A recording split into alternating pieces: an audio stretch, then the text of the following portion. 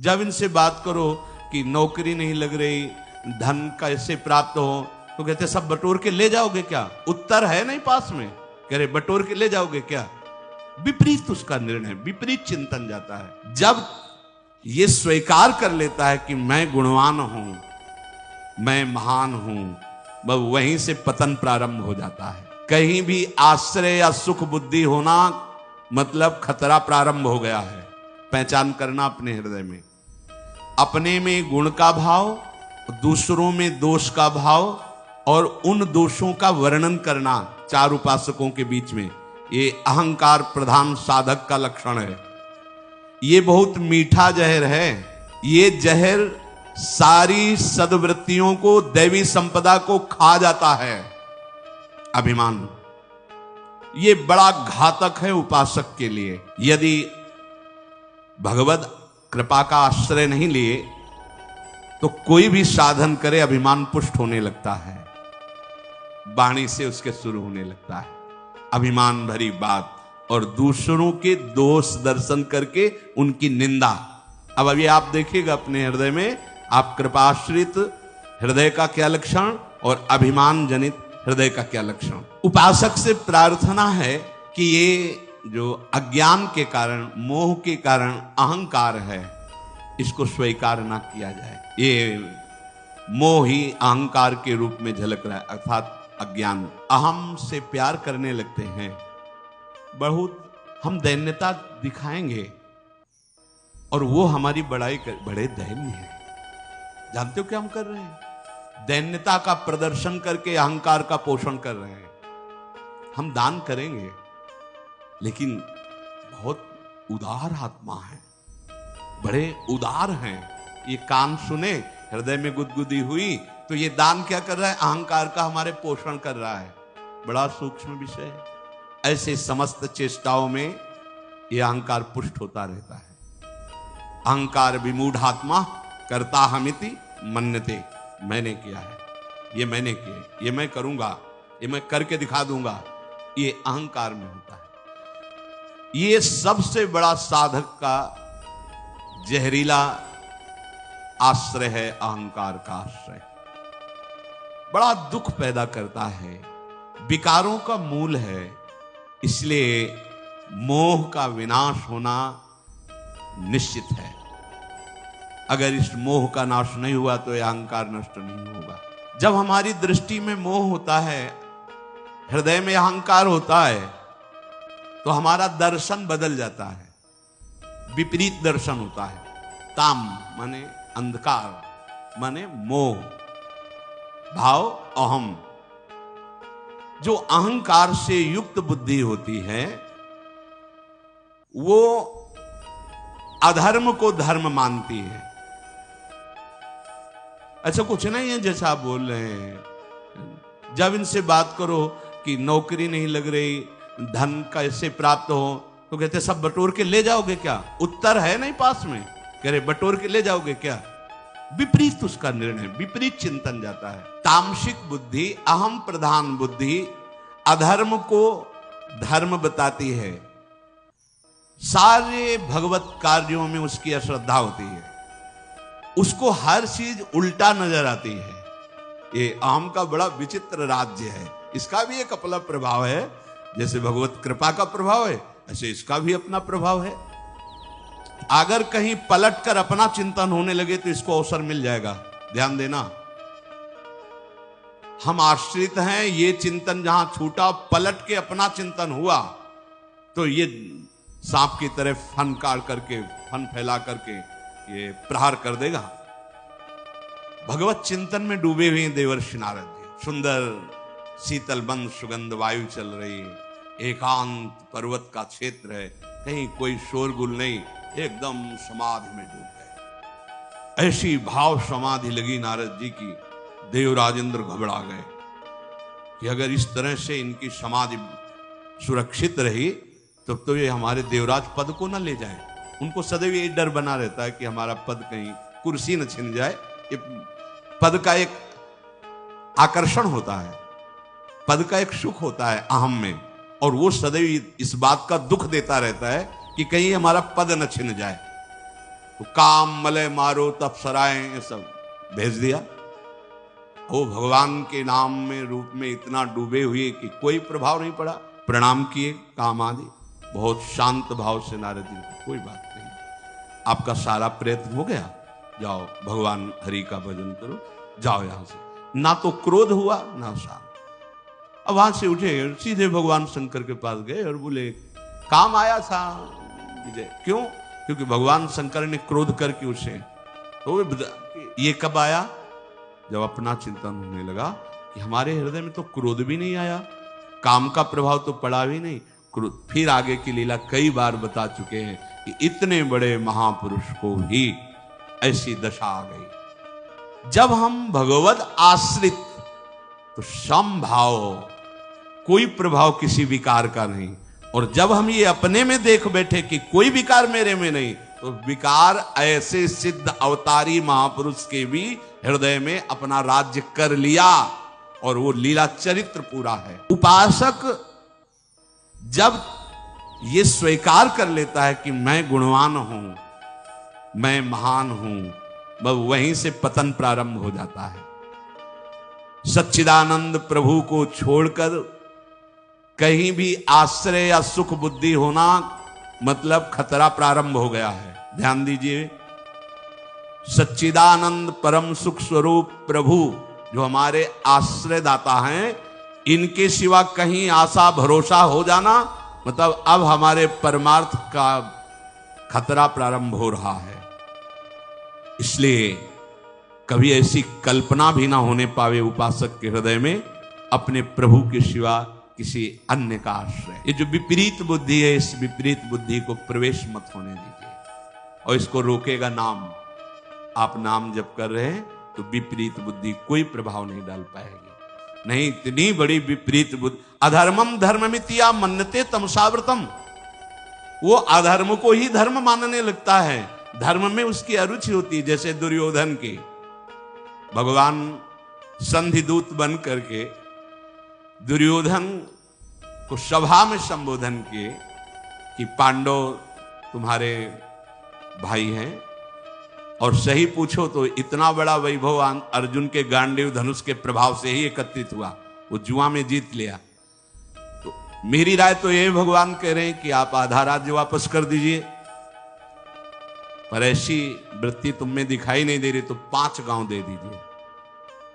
तो दुर्योधन ने कहा सुई की नोक के बराबर भी नहीं दूंगा, 5 गांव की बात। देखो, अधार्मिक जो वृत्ति होती है, अहम प्रधान, भगवान समझा रहे हैं पर उनकी समझ में नहीं आ रहा। पहले से उसने गुप्त मंत्रणा कर रखी थी, अगर केशव तनिक भी क्रोधावेश धारण करें तो तत्काल उनको बंदी बना लिया जाए और कैद में डाल दिया जाए।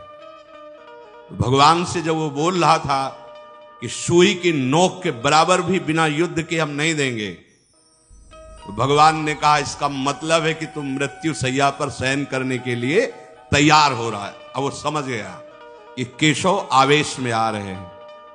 भगवान ने देखा कि उसके जो सहयोगी जन हैं वो सावधान हो रहे हैं। वो पहले ही सात्विकी ने सूचना दे दी थी कि प्रभु सभा में कुछ अमंगल होने वाला है। विदुर जी ने भी रात्रि में समझाया था कि प्रभु आपका आना मुझे ठीक नहीं लग रहा, क्योंकि ये लोग बड़े मलिन बुद्धि वाले हैं। तो भगवान बड़े जोर से अट्टहास किया। एक हंसना होता है, वही अट्टहास बड़ा भयावना होता है। भक्तराज हनुमान जी ने भी अट्टहास किया था। जब पूंछ में आग लगाई गई थी लंका में, तो अट्टहास कर गर्जा, कपि बढ़ लाग, भयंकर अट्टा। ऐसे ही प्रभु श्री कृष्ण ने अट्टहास किया और कहा, ए दुर्योधन, क्या तू मुझे अकेला समझ रहा है? तू मुझे बंदी बना सकता है? देख, बना बंदी मुझे। भगवान का विराट रूप सभा में प्रकाशित हो गया। बड़े बड़े लोकपाल, अश्विनी कुमार, इंद्र, मरुदगण, विश्वदेव, यक्ष, गंधर्व, नाग, राक्षस सब भगवान के अंगों से प्रकाशित हो रहे हैं। उनके दोनों भुजाओं में, एक में भगवान बलराम जी हल मूर्छल धारण किए हुए, एक तरफ गांडीव धनुष धारण किए हुए अर्जुन, दाहिनी भुजा में अर्जुन और बाएं भुजा में हलधर बलराम जी। देखा शंख चक्र गदा शक्ति सारंग हल नंदक नामक खड्ग, ये सब मूर्तिमान भगवत पार्षद जो अस्त्र हैं भगवान के अंग में विराजमान हैं। बहुत तेजो में दे दीप्यमान श्री कृष्ण के अंग, नेत्रों से, नासिका से, रोम के छिद्रों से भयंकर आग की, प्रलयकालीन आग की लपटें प्रकट हो रही हैं। रोम कूप से शास्त्रों सूर्यों जैसा तेज प्रकाशित हो रहा है भगवान श्री कृष्ण के। समस्त सभा में जितने राजा थे सब भयभीत होकर मूर्छित हो गए। किसी की हिम्मत ही नहीं हुई कि पूर्ण रूप से भगवान की उस रूप का दर्शन कर सके। द्रोणाचार्य जी, भीष्म जी, परम भागवत विदुर जी, महाभाग संजय जी और वहां आए हुए महर्षि जन, केवल ये ही भगवान के इस रूप को देखने में समर्थ हुए और सांप की आंखें मुंद गई, मूर्छित होकर सब गिर पड़े। उसी समय समस्त दिव्य दिव्य ऋषिजन भगवान की स्तुति हाथ जोड़ करके कर रहे। भगवान ने जिन जिन को देखने का सामर्थ्य दिया वही देख पा रहे हैं, बकाया सब मूर्छित पड़े हुए हैं। उस सभा भवन में दुंदुभियां बजाते हुए देवतागण, बड़े बड़े ऋषिजन जब स्तुति और फूलों की वर्षा करते हैं, उसी समय धृतराष्ट्र संजय से पूछते, संजय ये क्या कोलाहल हो रहा है? तो संजय ने कहा, कमल नयन यदकुल तिलक भगवान श्री कृष्ण विराट रूप में विराजमान है। तुरंत हाथ जोड़कर धृतराष्ट्र ने कहा, क्योंकि भगवान व्यासदेव जी के पुत्र हैं, हाथ जोड़कर कहा, हे परम कृपालु श्री कृष्ण, हे समस्त जगत के हितैषी, मुझ अंधे पर भी कृपा कीजिए। मैंने आज तक आपसे कभी कुछ देखने के लिए नहीं मांगा। हे केशव, मेरे नेत्र नहीं हैं, न भीतर के न बाहर के। हे केशव, मैं आपसे प्रार्थना करता हूं, एक क्षण के लिए मुझे नेत्र दे दीजिए, जिससे मैं आपके इस स्वरूप का दर्शन कर सकूं। हे महाबाहु जनार्दन, आप हम पर कृपा कीजिए। जब धृतराष्ट्र ऐसा कह रहे थे तो भगवान श्री कृष्ण ने कहा, तथास्तु, ऐसा ही हो। तत्काल उनके नेत्र खुल गए। कर्तुम अकर्तुम अन्यथा कर्तुम, तत्काल नेत्र खुल गए और भगवान के उस अद्भुत विराट स्वरूप का दर्शन धृतराष्ट्र जी ने भी किया। भगवान विश्व रूप का दर्शन कराकर अपने विश्व रूप का जैसे ही स्मरण किया, नेत्र उनके अंतर ध्यान धृतराष्ट्र के, क्योंकि मांगा ही केवल इतना था कि मैं दर्शन कर सकूं। सारी पृथ्वी कंपायमान, समुद्र में खलबली मच गई, दिग्गज चिक्कारने लगे। भगवान का जो विराट रूप है, शत्रुओं का दमन करने वाले पुरुष सिंह भगवान श्री कृष्ण अपने उस अद्भुत स्वरूप का स्मरण किया। ऋषियों ने भगवान को प्रणाम वंदना करके तत्काल वहां सभा छोड़ दी, क्योंकि जहां भगवान का अपमान हो रहा हो या निंदा होना या किसी भी तरह की अवहेलना होने की संभावना भी हो, ऐसी सभा में जाना नहीं चाहिए। अगर सभा में पहुंच गया है तो तत्काल काल में अंगुली डालकर वहां से निकल जाना चाहिए, या जो निंदा कर रहा हो या अपमान कर रहा हो उसको दंड देना चाहिए। तो अपने जनों को दंड देने वाला कोई भाव नहीं रखना। अगर कहीं हमारे भगवान की कोई निंदा, हमारे आराध्य देव की, तो दोबारा उसका मुख न देखें। अंतर से भगवत भाव है, पर हम उसका संग न करें। ऋषिजन भगवान के विराट रूप का दर्शन करके तत्काल इसीलिए चल दिए कि विमुख जन सभा में बैठे हुए दुर्योधन दुशासन, अब यहां एक क्षण भी नहीं टिकना चाहिए। जो ही वो महर्षि जन गए तो नारद आदि ऋषि भी भगवान को प्रणाम करके अदृश्य हो गए। एकदम कोलाहल शांत हो गया। एक बड़ी अद्भुत सी घटना घट गई। तत्काल दारुक दरवाजे पे रथ ले आया और भगवान सहज मुद्रा में उठे और सभा से बाहर निकले। तो भीष्म पितामह जी, द्रोणाचार्य, कर्ण, ये सब पीछे भगवान के, सब कोई आनंद से फूला हुआ है तो कोई भय से भूला हुआ है। कर्ण आदि की बुद्धि काम नहीं कर रही है कि ये केशव कितने महान हैं, पीछे पीछे चल रहे हैं। भगवान का दिव्य रथ है, भगवान अपने रथ पर बैठे तो प्रणाम करके द्रोणाचार्य, भीष्म आदि वापस हो रहे हैं, लेकिन कर्ण वापस नहीं हुए। जब रथ चला तो पीछे पैदल कर्ण चल रहे हैं। भगवान ने पीछे मुड़ करके देखा तो कर्ण आ रहे हैं, तो कहा नजदीक आ जाओ और अपने रथ पे बैठा ला।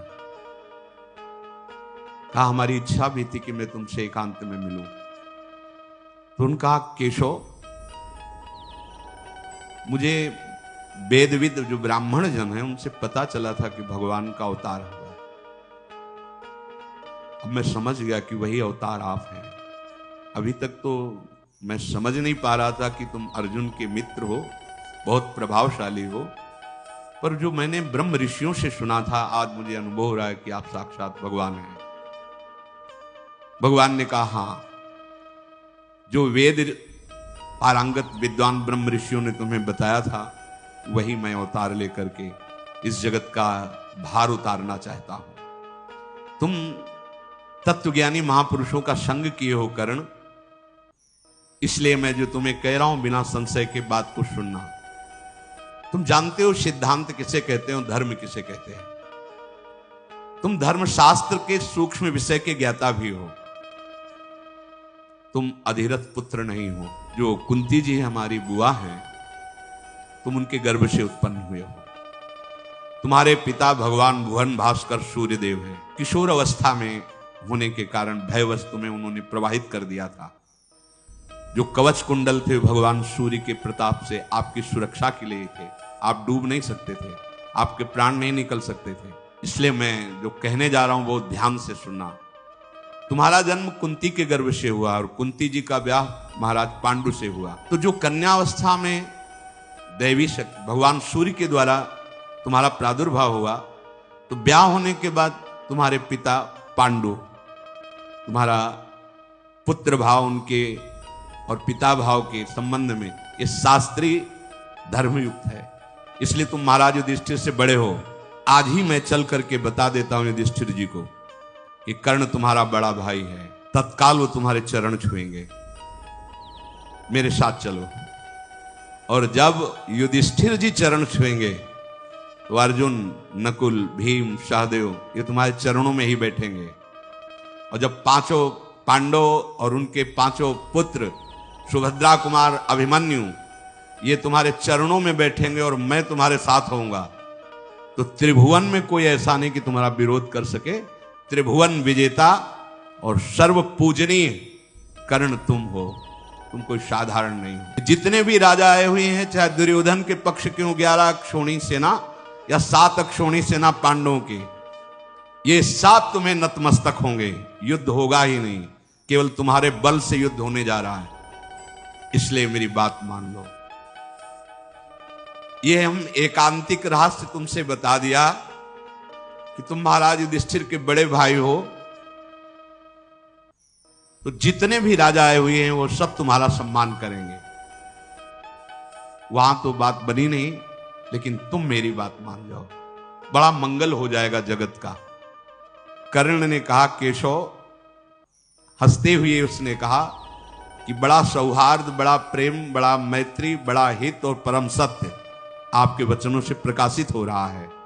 निसंदेह है, मुझे कोई संदेह नहीं आपके वचनों पर। जैसा आप कह रहे हैं अक्षरशः ऐसा ही हो जाएगा। अगर मैं आपकी बात मानूं तो ऐसा ही हो जाएगा।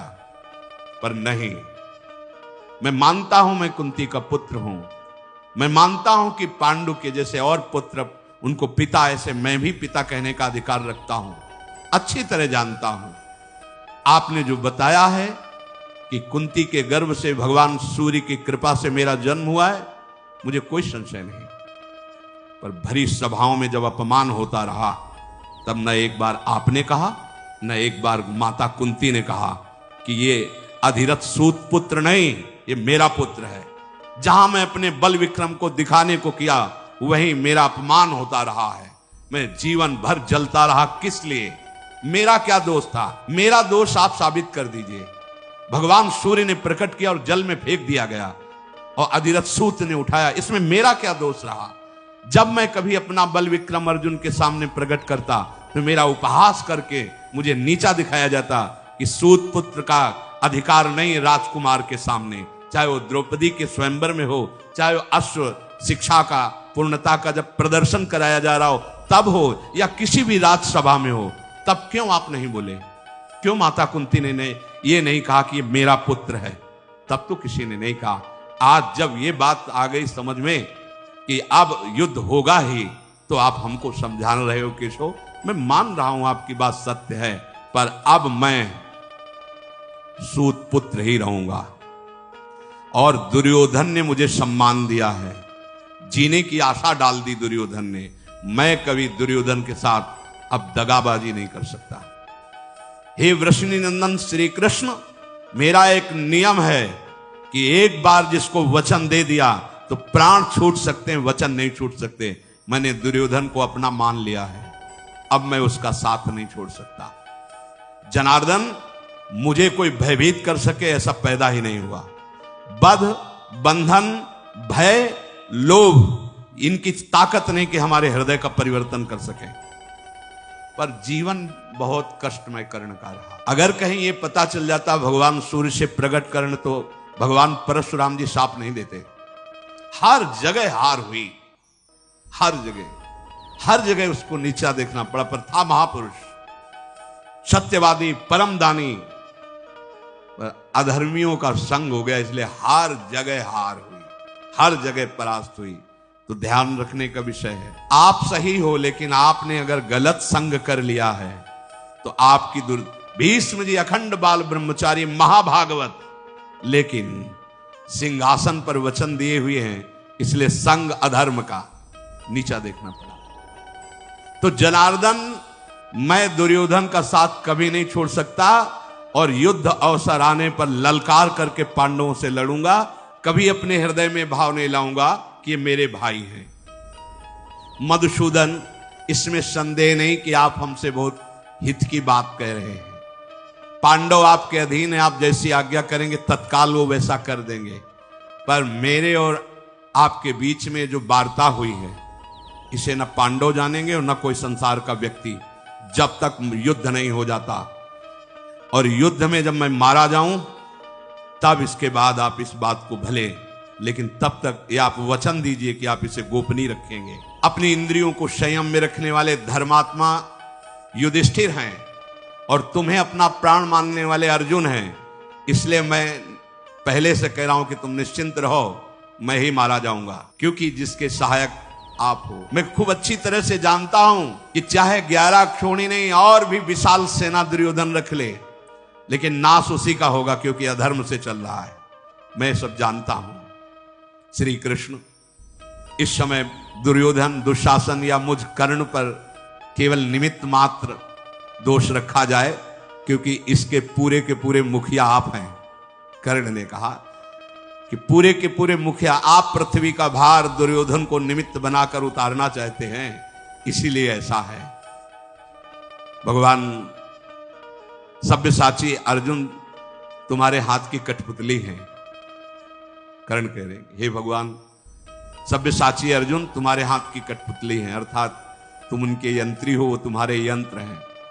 इसलिए इस रणांगण में जो रण यज्ञ होगी, इसमें बलि मेरी ही चढ़ेगी। आप निश्चिंत रहिए, क्योंकि जिसके आप सहायक हैं उसका कोई नाश कर सके। ये कर्ण की एकांतिक वार्ता भगवान के साथ हो रही। मैं जान रहा हूं कि पांडुनंदन महाबलशाली वायुपुत्र भीमसेन जिस समय अपने स्वरूप में आकर सिंहनाद करेंगे, तो दुशासन का रक्त निश्चित पिएंगे। उन्होंने प्रण किया है, तो छाती फाड़ेंगे वो, मुझे पता है। क्यों? क्योंकि इस रण यज्ञ में आपका सहयोग है। मुझे पता है कि जिस समय पांचाल राजकुमार धृष्टद्युम्न अपने स्वरूप में आकर खड़ा होगा, तो द्रोणाचार्य का गर्दन वही उतारेगा। क्यों? क्योंकि आप उनके रक्षक हैं। मुझे पता है कि शिखंडी भीष्म जी के सामने खड़े होने के लायक भी नहीं है, लेकिन वो मार गिराने का काम करेगा। क्यों? क्योंकि आप उनके पक्ष में हो। महाबली दुर्योधन का वध निश्चित है, क्योंकि आप पांडवों के पक्ष में हैं। पर हे श्री कृष्ण, मैं पांडवों के पक्ष में नहीं आ सकता, रहूंगा दुर्योधन के ही पक्ष में। जब भगवान ने देखा कि कर्ण बात जानते हुए भी अब नहीं मानेंगे, तो कर्ण ने कहा, प्रभु आप ऐसा ना समझे कि मैं आपकी आज्ञा का उल्लंघन कर रहा हूं, मैंने एक स्वप्न देखा है, वो केवल आपसे बता रहा हूं। मैंने स्वप्न देखा है कि गांडीव धनुषधारी अर्जुन श्वेत गजरात पर विराजमान होकर के मुझे दृष्टिगोचर हो रहे हैं, अर्थात मेरे से उनकी विजय होगी। मैंने देखा है कि दुर्योधन में केवल 3 के मस्तक पर श्वेत पाग है और सबके लाल है, अर्थात सब मारे जाएंगे। 11 क्षोणी सेना में केवल 3 बचेंगे, अश्वत्थामा, कृपाचार्य और कृतवर्मा। ये 3 के माथे पे केवल सफेद पाग है, से सब मारे जाएंगे।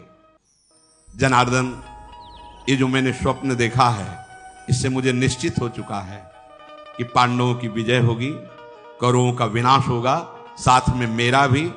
पर मैं डरने वाला नहीं हूं, मैं ललकार ललकार कर अपने भाइयों को मारूंगा, पांडवों को, पक्का। आप मुझे अब समझाने की चेष्टा न करें, अब मैं रहूंगा इसी पक्ष में। भगवान मुस्कुराए और रथ से उतरकर प्रणाम किया और कर्ण चला गया। और भगवान उपप्लव्य नगर की तरफ दारुक रथ हाँकवाया। विदुर जी को बहुत चिंता हुई। विदुर जी कुंती के पास गए और कहा, चिरंजीवी पुत्रों को जन्म देने वाली भारी संकट उपस्थित है। भगवान आए, संधि करवाने की चेष्टा की, नहीं हुई।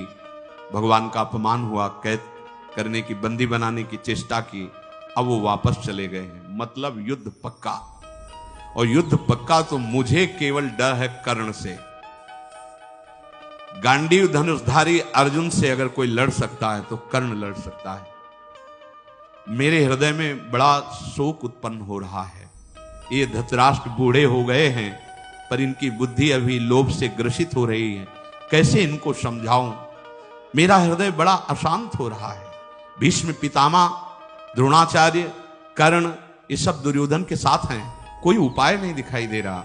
विदुर जी की आंखों में आंसू आ रहे हैं। कोई उपाय नहीं दिखाई दे रहा जिससे मैं इस युद्ध को रोक सकूं, इस जनसंहार को रोक सकूं। कर्ण बहुत बलवान है, मैं अंदर से जानता हूं। कुंती जी ने कहा, आपको भी अभी तक एक बात मालूम नहीं है, वो बात मैं बताती हूं। मैं जब पिता के घर में रहती थी तो साधु सेवा का मुझे अधिकार मिला था कि आए हुए अतिथि सेवा को। तो उस समय महान तप के धनी दुर्वासा ऋषि आए और अतिथि सेवा मुझे मिली। जैसा सावधानी से सेवा करनी चाहिए वैसी सेवा की। वो प्रसन्न हुए और मुझे एक मंत्र दिया कि इस मंत्र से कभी भी किसी भी देवता को बुला। तो मेरे मन में चापल्यतावश ऐसा हुआ कि मैं भला सूर्य को बुलाऊं, तो सूर्य देव आ गए और उन्होंने मुझे एक पुत्र प्रदान किया जो कन्यावस्था में ही प्रकट हुआ। वही ये पुत्र कर्ण है। तुम भयभीत मत रहो कर्ण से, वो मेरा पुत्र है। मैं जाऊंगी और आज्ञा करूंगी, वो अवश्य मेरी बात मानेगा। विदुर जी को प्रसन्नता हुई कि यदि ऐसे युद्ध रुक जाए तो बहुत अच्छा है। माता कुंती, समय कर्ण का एक निश्चित था। ब्रह्म मुहूर्त से खड़े हो जाते थे और जैसे जैसे सूर्य उदय होते वैसे वैसे मुख करते हुए भीषण धूप में भी ऐसे मंत्र उच्चारण करते हुए गंगा जल में और उस समय नियम था अगर कोई भी आकर कुछ मांग ले वो दे देते थे। ठीक उस समय माता कुंती गई, देखा दोनों भुजाओं को भगवान सूर्य की तरफ ऐसे किए, गंगा जी में खड़े हुए मंत्र जाप कर रहे हैं। नजदीक गई तो छाया सी दिखाई दी। मुड़ करके कर्ण ने देखा तो कहा, राजमाता आपके चरणों में प्रणाम है। इस समय आपका यहां आना, आप इस कर्ण से क्या चाहते हैं? देवी, मैं अधिरथ पुत्र कर्ण हूं। यह बात आपको पता है? क्योंकि भगवान ने बताया ना, इसीलिए वो भी कड़ुआ बोल रहा है। मैं अधिरथ पुत्र सूत पुत्र कर्ण हूं, ये बात आपको पता है? हाँ। तो ये सूत पुत्र कर्ण आपके चरणों में प्रणाम करता है। राजमाता यहां आने का कष्ट किया, आदेश करें ये सूत पुत्र क्या सेवा करे। बार बार इसलिए वो ये कह के आई है ना, मेरा पुत्र है, मैं उसे बताऊंगा। और भगवान ने पहले बता दिया था। अभी तक सूर्य भगवान इनको दर्शन दिए पर एक बार भी नहीं बताया ये रहस्य। ये पता भगवान के द्वारा कर्ण को। कुंती ने कहा कि बेटा, तुम सूत पुत्र नहीं हो, तुम कुंती पुत्र हो। तुम्हारे पिता आदिरथ नहीं, त्रिभुवन को प्रकाशित करने वाले भुवन भास्कर सूर्यदेव हैं। तुम मेरे गर्भ से प्रथम पुत्र के रूप में प्रकट हुए हो। जिस समय मैं कुंती भोज राजा के यहां रहती थी, उस समय तुम्हारा प्रादुर्भाव हुआ। कर्ण, ये सामने देखो, जिनकी तुम आराधना कर रहे हो, ये तुम्हारे पिता हैं और इस बात के साक्षी हैं कि जो मैं बोल रही हूं वो परम सत्य है। बेटा, ये युद्ध होने जा रहा है, प्रधान तुम इसके हो, तुम अपने भाइयों से अपरिचित हो। ये पांडव तुम्हारे ही भाई हैं। तुम्हें धृतराष्ट्र पुत्रों की पक्षवृत्ति लेकर युद्ध नहीं करना चाहिए। तुम मेरे पुत्र हो। पूर्व काल में जिसका उपार्जन किया गया अर्जुन आदि के द्वारा, लोभवश इन दुष्टों ने कपट करके वो सब ऐश्वर्य अपहरण कर लिया है। अब मेरे पुत्र उसके लिए जरूर युद्ध करेंगे। तो तुम्हें पता हो जाना चाहिए कि अर्जुन और तुम भाई भाई हो, फिर युद्ध किस बात का? तुम हो जाओ तो युद्ध होगा ही नहीं, इस बात को स्वीकार करो। कर्ण ने कहा, इस महान रण यज्ञ की वेदी पे पीठ दिखाने वाला ये सूत पुत्र नहीं है। अब ऐसा कभी नहीं हो सकता। सर्वगुण संपन्न पांडव हैं, मैं जानता हूं। सूर्यमंडल से आकाशवाणी हुई, सुनो कर्ण, सूत पुत्र शब्द उच्चारण मत करो। जो कुंती कह रही वो अक्षरशः सत्य है। तुम मेरे पुत्र हो, मैंने तुम्हें बताया नहीं। आकाशवाणी सूर्य की। जो ही कर्ण ने इस वाणी को सुना तो प्रणाम किया सूर्य को भी, और कुंती से कहा, माता मुझे पहले से पता है कि आप मेरी माता हैं और भगवान सूर्य मेरे पिता हैं। माता कुंती, भगवान सूर्यदेव, इनसे मेरा प्रादुर्भाव हुआ है, पर मैं ना आपकी बात से विचलित होने वाला हूं और ना भगवान सूर्य की बात से। वचन दिया है दुर्योधन को, तो अब ऐसा नहीं हो सकता। राजमाता, आप और जो कुछ मांगो सो मांग लो, मैं इस समय ना नहीं कहता, पर अगर ये मांगो कि अर्जुन से युद्ध ना हो तो अब ऐसा नहीं हो सकता। क्या आप चाहती हो? आज्ञा कीजिए।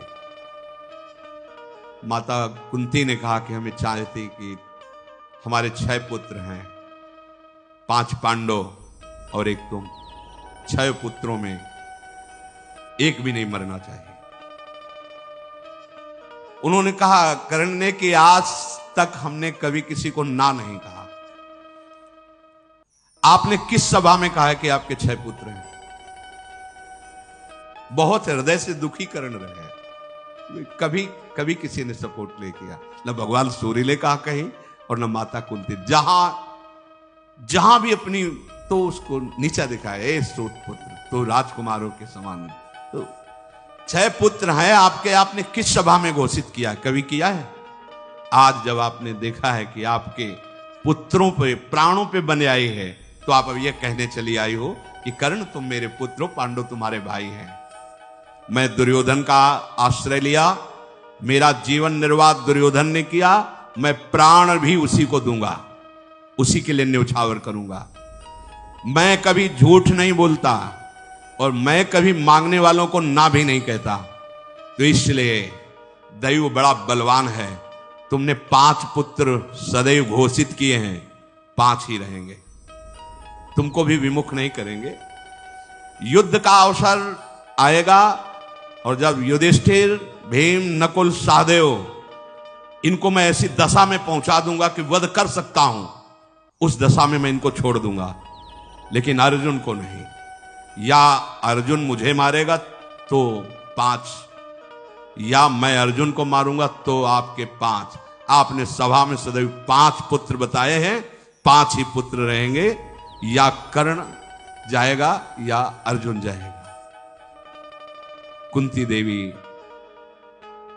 हृदय से बहुत दुखी हुई और कहा, बेटा तो अपनी इस बात का ध्यान रखना कि हमारे अन्य पुत्रों का तुम वध मत करना, क्योंकि वो जानती हैं अंदर से कि जिसके श्री कृष्ण सहायक हैं उस अर्जुन का कौन बिगाड़ सकता है। पर यहां कर्ण के जीवन में देखने को मिला कि अगर अधर्म का संग कर ले तो कितना भी बड़ा सत्यवादी, दानी, महात्मा कोई क्यों न हो, उसे सदैव नीचा ही देखना पड़ता है। इसलिए कुसंग का त्याग करते हुए भगवद आश्रित होकर निरंतर जाप करने से नाम का, मंत्र का, गुरु वचनों का जीव का परम मंगल हो जाता है। कभी एक क्षण भी नाम न भूले, ऐसी सावधानी रखें। शेष चर्चा आगे। श्री राधा वल्लभ लाल की।